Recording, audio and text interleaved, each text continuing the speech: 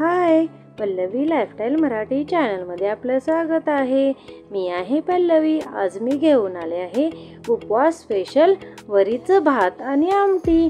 तर महाशिवरात्रीला वगैरे किंवा कोणत्याही उपवासाला तुम्ही या प्रकारे करून खाऊ शकता। तर चला बघूया याची रेसिपी। तर यासाठी मी इथं वरीचं तांदूळ घेतलेला आहे।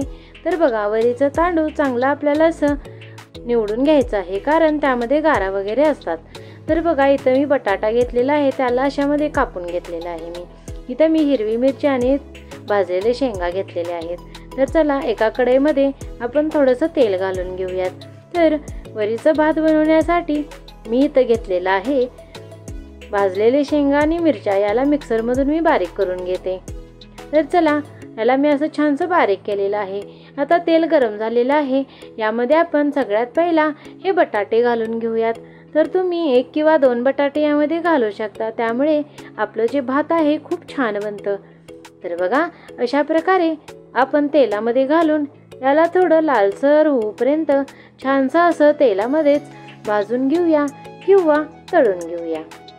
तर बघा, आपण जे शेंगदाणे आणि हिरव्या मिरचीचं पेस्ट बनवलेलं तेही हे यामध्ये घालून घेऊयात आणि हे सगळं छानसं असं खरपूस होईपर्यंत याला असं भाजून घेऊयात।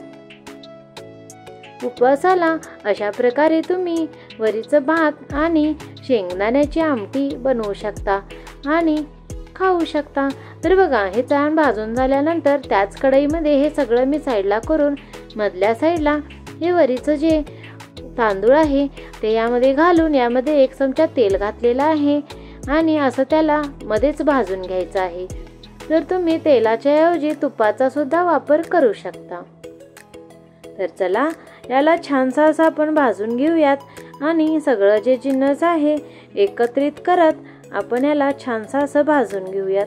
तुम्ही पाहिजे असेल तर तांदूळ पहिल्यांदा सुद्धा भाजून घेऊ शकता, पण एकाच वेळी असं सगळं भाजून घेऊ शकता। तर बघा, असं छानसं भाजून झालेलं आहे, यामध्ये घालून घेऊयात आपण उपवासाचं मीठ। तर बघा, हे रॉक सॉल्ट सुद्धा म्हणतात त्याला किंवा शेंदा नमकही म्हणतात। तर चला, मी इथं घालून घेतलेलं आहे। चवीनुसार तुम्ही बघून हे कमी किंवा जास्त घालून घेऊ शकता। तर चला, याला छानसं असं मिक्स करून घेऊयात। मी इथं घातलेलं आहे 1 चमचा साखर। तर बघा, साखर घालून झाल्यानंतर मी इथं पाणी घालत आहे। तुम्ही अंदाजानुसार पाणी घालू शकता। जर तुम्हाला जास्तच मऊ पाहिजे असेल तर तुम्ही 1 वाटीला 2 वाटी पाणी असं घालून घेऊ शकता। तर चला, याच्यावर आपण ताट झाकून ठेवूयात आणि याला चांगलं शिजवून देऊयात।